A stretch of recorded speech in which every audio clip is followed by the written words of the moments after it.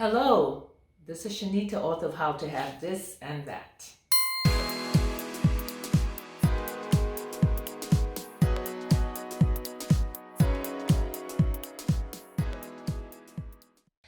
My topic today is every day is a new day and the beginning of a new year. Year's end is neither an end nor a beginning, but a going on with all the wisdom that experience can instill in us, says Hal Boland. Many people look forward to the new year for a new start on old habits, says an author unknown.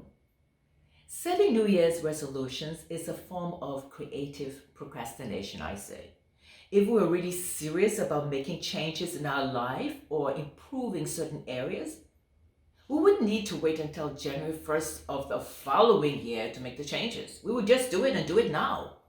If something isn't working for me, why would I wait until January 1st of the following year to put into action plans that will improve my situation and change my situation today? That is, if I'm really serious about making changes, right or right. Every day we have the opportunity to create a new start and to improve our lifestyle. Do something now. Let us define the word resolution. I like that. The thesaurus says that it means to decide, to declare, to decree, to promise, and to pledge. Lots of words, right? When we make resolutions, we're making a declaration, a pledge, and a promise to ourselves that what we have written, we intend to carry out and to make them a reality in the coming year.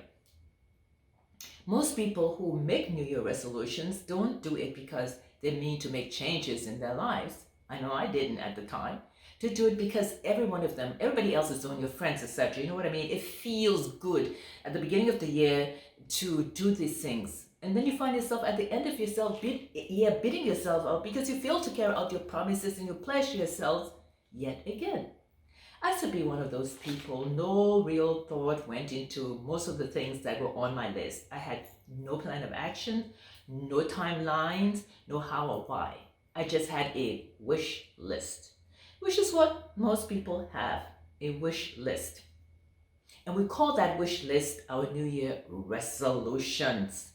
Why do we make resolutions? Why make pledges to ourselves every year? It is usually because we didn't like what we did or didn't do, or because we want an improved lifestyle, or we dislike what is showing up in certain areas of our lives, and we should make changes and to improve it. What most of us do instead is not give it prayerful consideration, not really think about it, not really pray about it.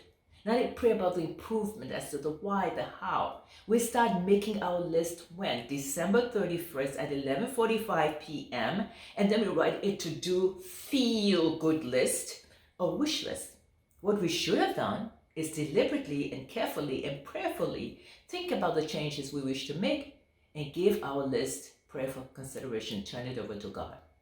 For those of us who don't, we end up unhappy, frustrated, unfulfilled, and feeling like a failure.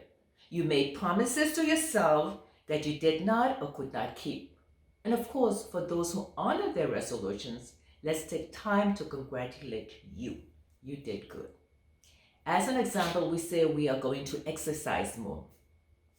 Just think about how crowded the streets are in early January, with people out walking in the park, jogging, running. Think about all the people joining gyms and weight loss programs. Think of all those people buying those expensive exercise equipment with good intentions. What happens to these people come February or March, or some of them anyway? All has been forgotten and they are back to their old ways. Why? They had not given serious consideration to their resolutions. So the following guidelines have helped me with my resolutions. First, put God first. Don't plan without God. God seems to have a delightful way of upsetting our plans we have made when we don't take Him into consideration, into account. Ask God for guidance and direction in areas that you want to make the changes. Then actually listen, and He will guide and direct you. You must want to change or improve. If not, you slip back into the same old routine like I used to. No change equals no change. So if you continue the same old thing, it should be no surprise that you're getting the same old results. Why do you act surprised sometimes? Change is not made up of indifference, laziness, or lack of ambition. We really have to desire the change, as it will take some effort and discipline and burning desire for the change to take place. Otherwise, it would have already done so, right? All right. Isn't it better to have a few resolutions that we accomplish rather than a long list we don't accomplish?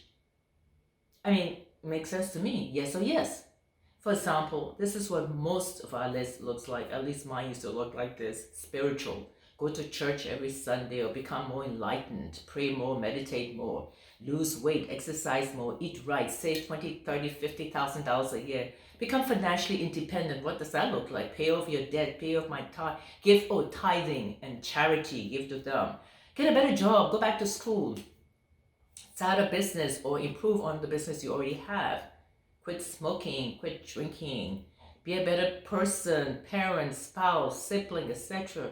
Travel. But what does this all look like to you? Who would you have to be to accomplish these things? Give it prayerful consideration and put God first. All these things can be done, but is it realistic to think that the average person can accomplish all of these things in 1 year, given the fact that you may have a job, a business, a spouse, children, you have spiritual and social obligations as well? I mean, really, what time will you have, anybody will have to achieve everything on your list? Think about that, and then think about that again.